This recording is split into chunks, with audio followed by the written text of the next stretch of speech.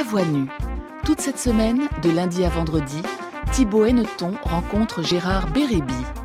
Ce soir, la naissance des éditions Alia. Bonsoir Gérard Bérébi. Bonsoir.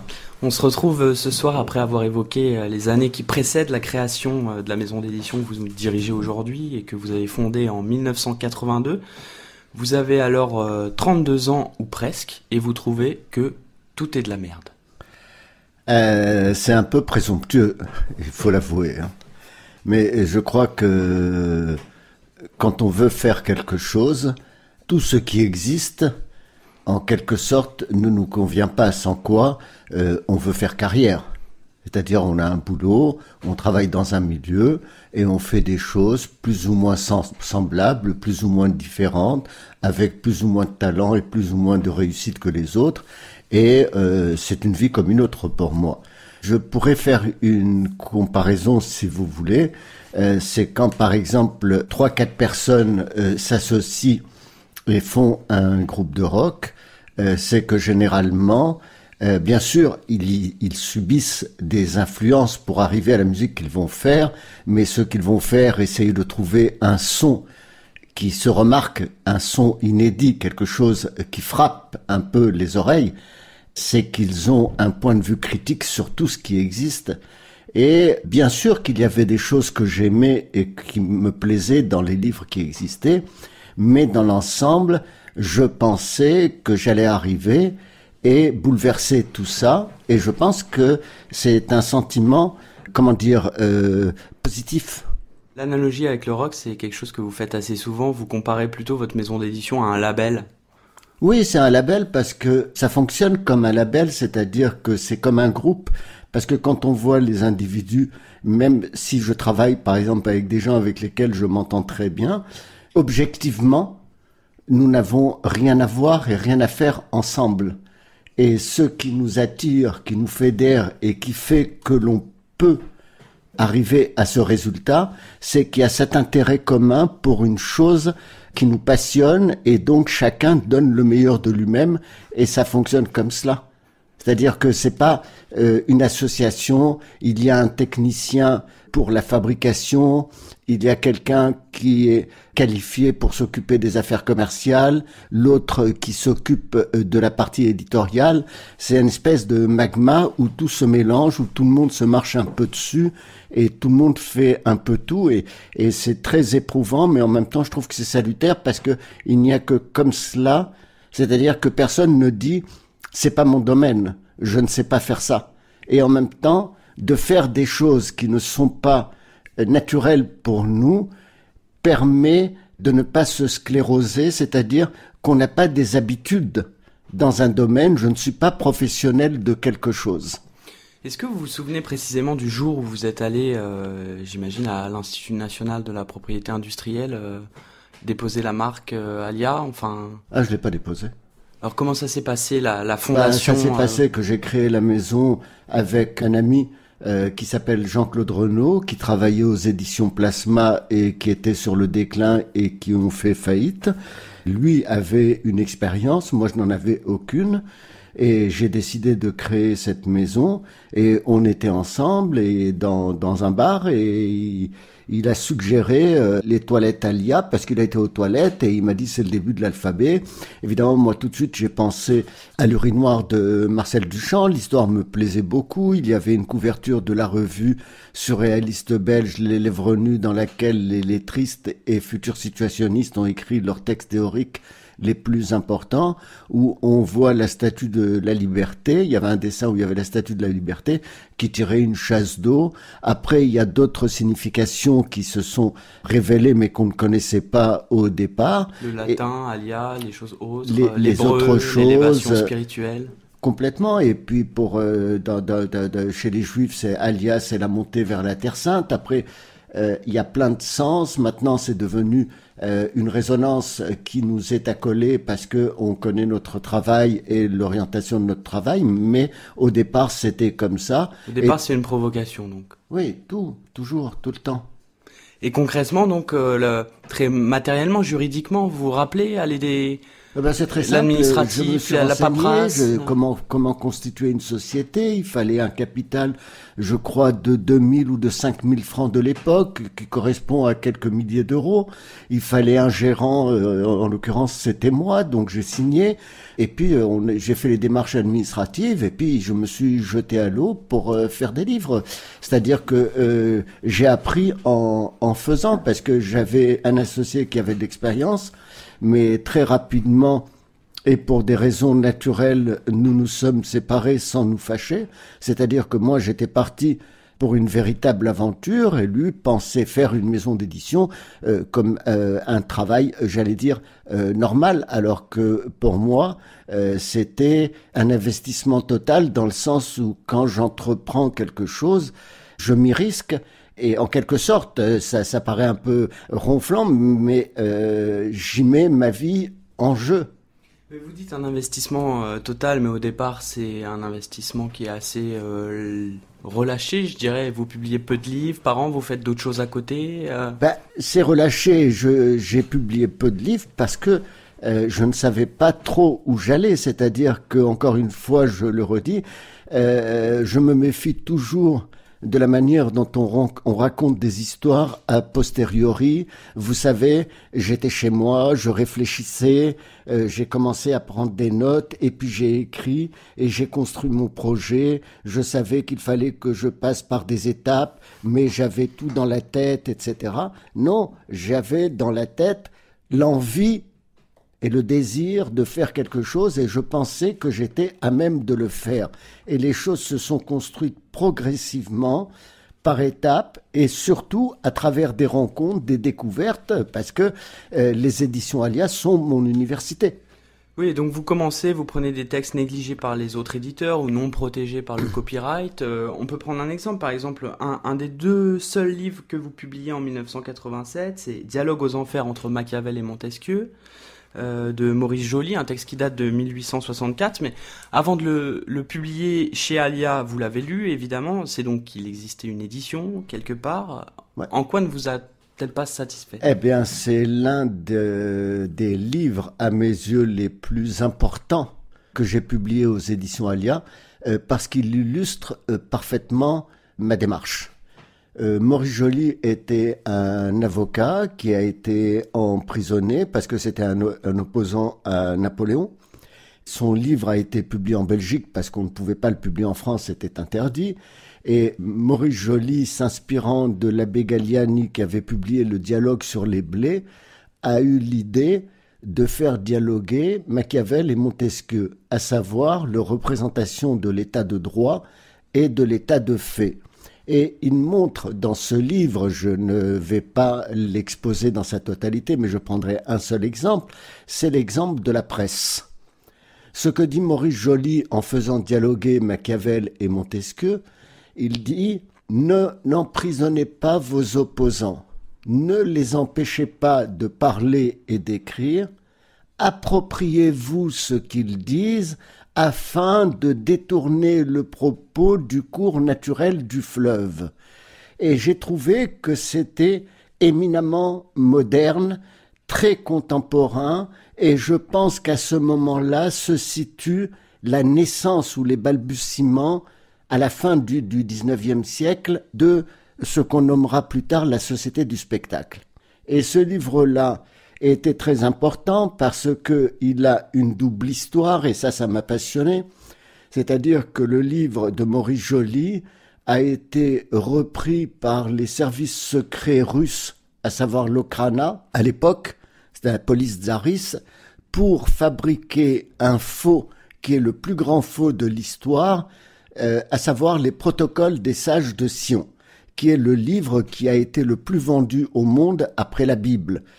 Et ce qu'a fait cet agent secret russe, c'est qu'il a trouvé le livre en Turquie. Il y a toute une histoire qui est publiée dans un autre livre, qui est racontée dans un autre livre que j'ai publié, qui est un livre de Henri Rollin, qui s'intitule « L'Apocalypse de notre temps », et j'en ai donné une édition partielle sous le titre « Une mystification mondiale » qui reprend toute l'histoire des protocoles. Et l'histoire des protocoles est complètement fascinante parce qu'à un moment, nous avons une déclaration du gouvernement anglais qui dit « Si telle est la volonté des Juifs, il va nous falloir composer avec cela, c'est-à-dire dans la langue diplomatique. » Et ça n'a pas été remis en question pendant très très longtemps, et c'est quand Henri Rollin a découvert le subterfuge de cette histoire qu'il l'a raconté dans le détail, c'est-à-dire qu'on prend une phrase que Maurice Joly écrit et met dans la bouche de Machiavel en disant « les choses sont ainsi parce que le pouvoir, etc., devient le pouvoir juif ». Et dans le livre, nous avons la comparaison sur 2 colonnes avec le texte de Maurice Joly et le texte des protocoles, et on voit parfaitement, comme dans un exercice pratique, comment on détourne un texte de son cours naturel et qu'on lui donne une autre signification. Et je pense qu'on est les pieds dedans aujourd'hui dans ces problèmes avec ce qu'on appelle les fake news et des choses comme ça, et c'est un livre très éclairant. Oui, le tout premier ouvrage que vous publiez en 1982, c'est un ouvrage du surréaliste belge Louis Kuttner, qui ne marche pas du tout, vous dites. J'ai publié ce premier livre de Kuttner parce que c'est un auteur que j'aime beaucoup, parce que toute la mouvance surréaliste belge est présente maintenant dans mon catalogue, et c'est des choses qui m'ont formé et qui m'ont appris beaucoup de choses. Et c'est tout bête, un jour j'étais à Bruxelles, j'ai pris l'annuaire, j'ai cherché, j'ai trouvé Kuttner, j'ai trouvé un numéro de téléphone, il y a une femme qui m'a répondu, j'ai dit je voudrais rencontrer monsieur Kuttner parce que je voudrais, j'ai une maison d'édition, elle m'a dit venez, voici l'adresse.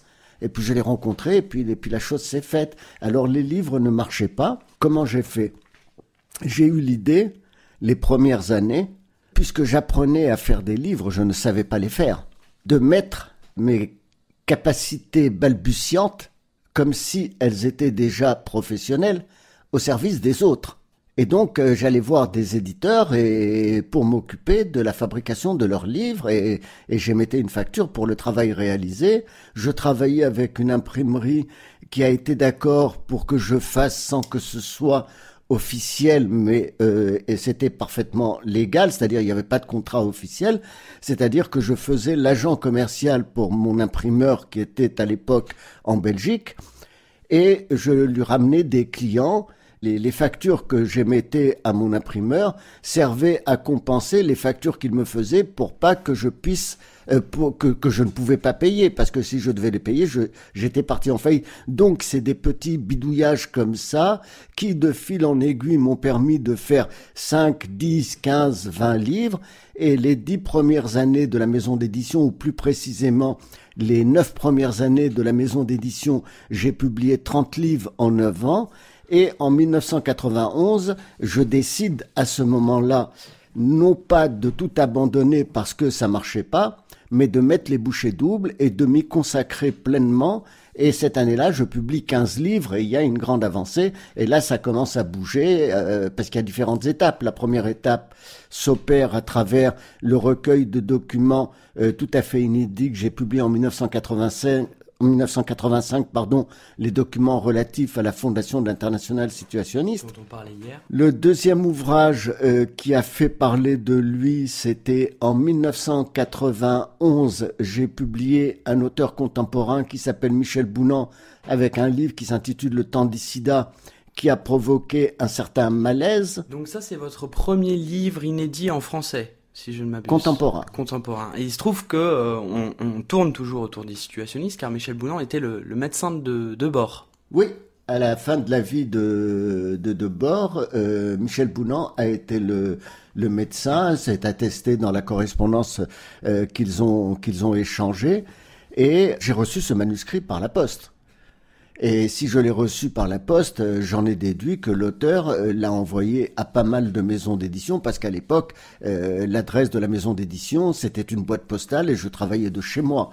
C'est-à-dire que son manuscrit, j'ai supposé, a été refusé un peu partout.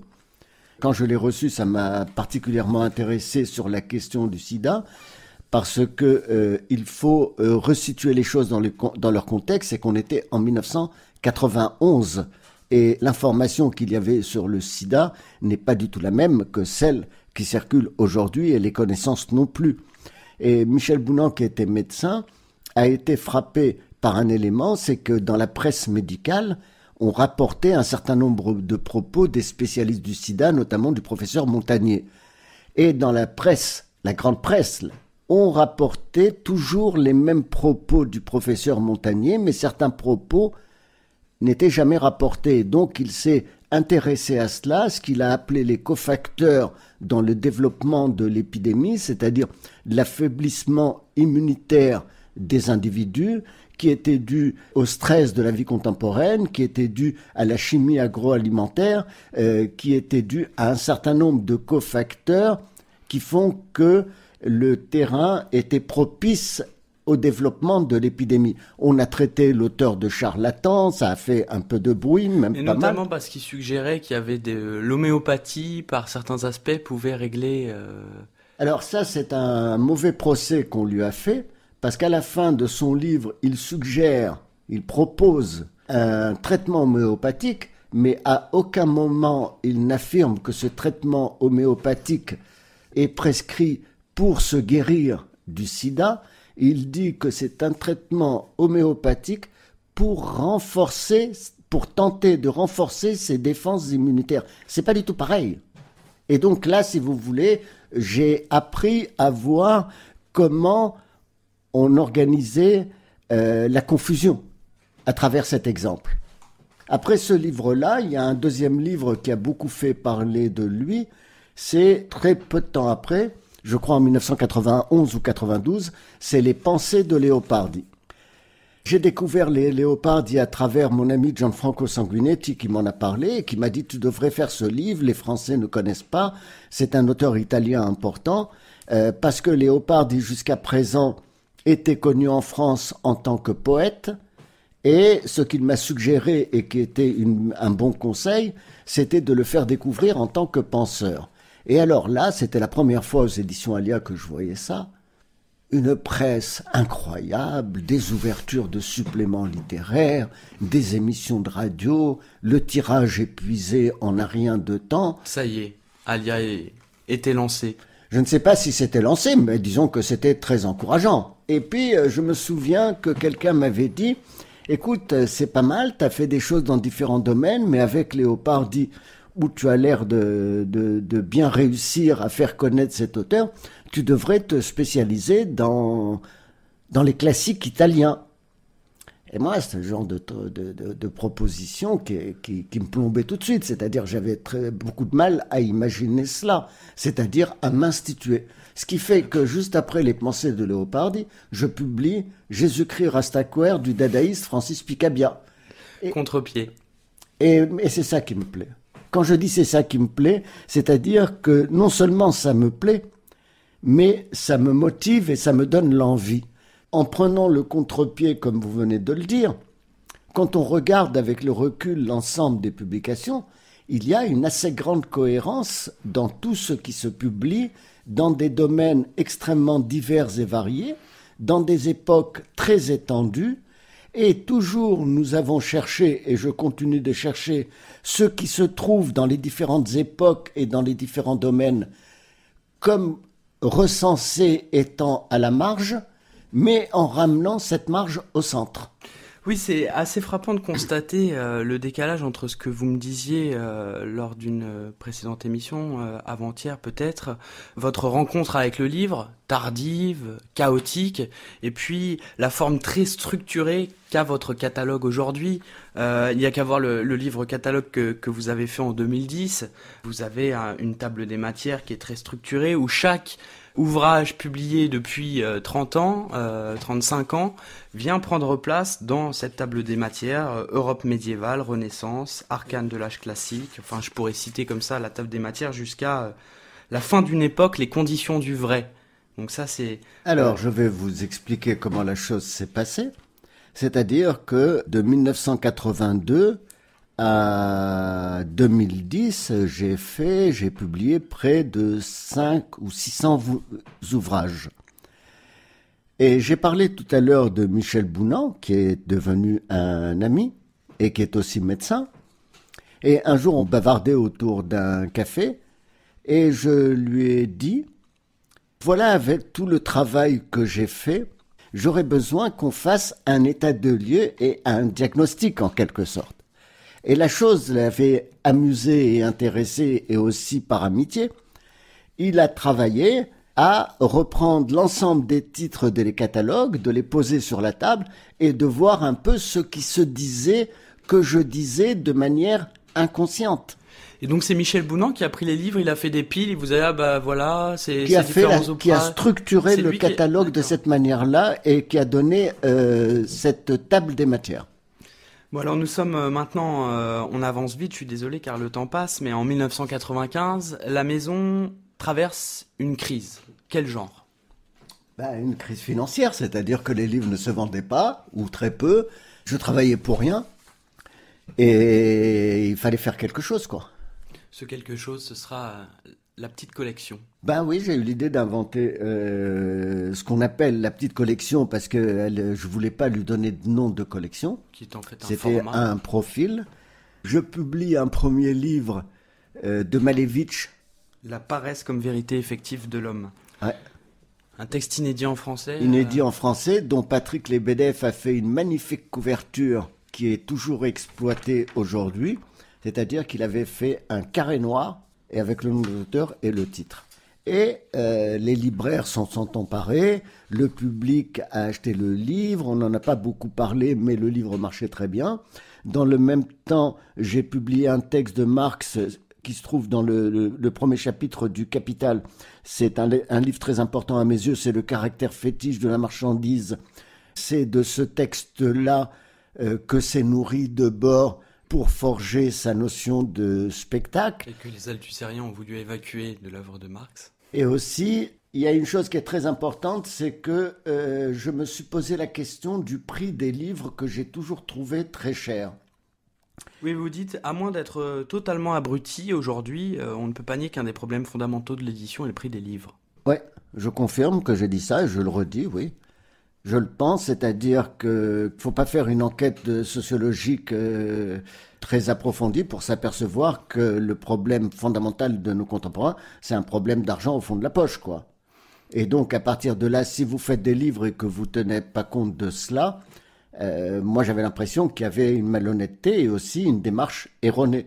Donc, j'ai sorti cette collection qui, à l'époque, coûtait 40 francs, c'est-à-dire 6 € aujourd'hui.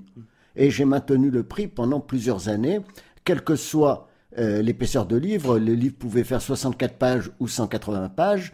Et j'ai publié toutes sortes de choses dans cette collection, c'est-à-dire aussi bien des essais que de la philosophie, que de la littérature étrangère. Et j'ai publié aussi des premiers romans français dans cette collection et qui ont rencontré un certain écho. Par exemple, dans une maison d'édition, quand on traverse une crise comme celle que vous venez de signaler que j'ai traversée en 1995, généralement, on vire le directeur artistique, on en prend un autre et on fait une nouvelle collection. Moi, j'ai fait exactement l'inverse. C'est-à-dire que je l'ai gardé avec moi et je l'ai gardé avec moi jusqu'au bout. Je salue sa mémoire parce qu'aujourd'hui, il est décédé. En même temps, il a fait des choses audacieuses qui n'étaient pas évidentes commercialement, mais qui ont fait école. C'est-à-dire que le plus grand hommage que je puisse rendre à Patrick Lebedev, c'est que le travail qu'il a fait pour les éditions Alia a été passablement plagié par d'autres éditeurs. Les livres sont étudiés dans les écoles de graphisme, donc il y avait là où on se retrouvait, c'est-à-dire que sur le plan éditorial de mon côté, et Patrick Lebedev sur le plan esthétique, sur le plan graphique de l'autre côté en complément, on cherchait à inventer quelque chose, à créer quelque chose, en quelque sorte à créer un style dans l'époque, parce que ça ne nous intéressait pas du tout. On n'était pas du tout habité par cela, d'imiter ce qui existait déjà, que ce soit sur le plan esthétique ou sur le plan éditorial. On a créé un style dans l'époque, on a créé un label, comme il y a eu de grands labels de disques qui se sont créés dans les années 50 par exemple, et le label, dites-vous, a cet avantage que les lecteurs veulent tout connaître d'un catalogue, et pas seulement le livre qui les a intéressés ou qu'ils ont lu. C'est ça la force et c'est ça l'intérêt, c'est-à-dire que on crée des passerelles au sein de notre maison. Quelqu'un qui lit un texte de Michel Bounan peut être amené à lire un texte qu'on a publiés sur l'alchimie ou des textes situationnistes, de la même façon en lisant un livre de Greil Marcus ou un livre de John Savage sur les Sex Pistols et sur le punk anglais, peut être amené à lire d'autres livres qui se trouvent là. Et il me semble que quand on arrive à opérer ces liens transversaux au sein d'un même catalogue auprès des lecteurs, c'est qu'il y a une pensée qui se met en marche, une pensée qui est vivante, et une pensée, ce qui me paraît le plus important aujourd'hui, une pensée qui répond dans une époque donnée. C'est-à-dire que c'est pas du tout la même chose de publier un livre aujourd'hui que si j'avais été éditeur en 1930 ou en 1960, parce que l'époque n'est pas la même. Oui, c'est amusant de voir comment, finalement, tout en structurant, vous parvenez, via votre catalogue, à réintroduire un peu cette démarche chaotique, ou disons structurée souterrainement, que vous aviez vous-même quand vous étiez jeune lecteur et que vous découvriez des choses via des notes de bas de page. Parce que j'ai l'impression, je ne voudrais pas l'affirmer de manière catégorique, mais j'ai l'impression que c'est la seule façon de découvrir, d'apprendre et d'être libre, c'est-à-dire de rester libre en apprenant et de ne pas se retrouver prisonnier d'une forme de savoir, parce que ça, je trouve que c'est une chose très terriblement angoissante pour moi. C'est pour ça que je me méfie des institutions, c'est pour ça que je me méfie des professeurs d'université qui dirigent des collections dans des maisons d'édition, parce qu'il y a une tendance universitaire dans un domaine ou dans un autre, donc c'est celle-là qu'on prime et pas une autre. Et l'idée de publier des choses, je ne dirais pas contradictoires, mais qui sont en dialogue et qui provoquent un écho entre elles, me paraît très motivant. Par exemple, je peux affirmer qu'il y a très peu d'auteurs morts ou vivants dans mon catalogue qui se sentent en mauvaise compagnie. Je ne dis pas que tout le monde aime tout le monde chez les morts et chez les vivants, et ça vient du spirit. Et le spirit, c'est l'esprit de cohérence, mais très ouvert. C'est-à-dire que ce n'est pas parce qu'on est cohérent qu'on est dans un ghetto, c'est pas parce qu'on publie un texte dans le domaine politique qu'on reste crispé sur cette position pour pas publier autre chose qui risque de bousculer cela. Et ce qui m'intéresse, c'est quelque chose qui me paraît juste, d'où qu'elle vienne, elle est juste. Et ce spirit, il va assez loin, c'est-à-dire que vous avez aussi des principes intangibles, vous réclamez aucun subside de l'État, aucune aide à la traduction, vous voulez pas du logo du Centre National du Livre sur vos 4e de couverture. Est-ce qu'il n'y a pas un peu de coquetterie là-dedans ? Peut-être. Merci. Mais en même temps, ça s'est fait sans tout ça. Merci, Gérard Bérébi. Merci.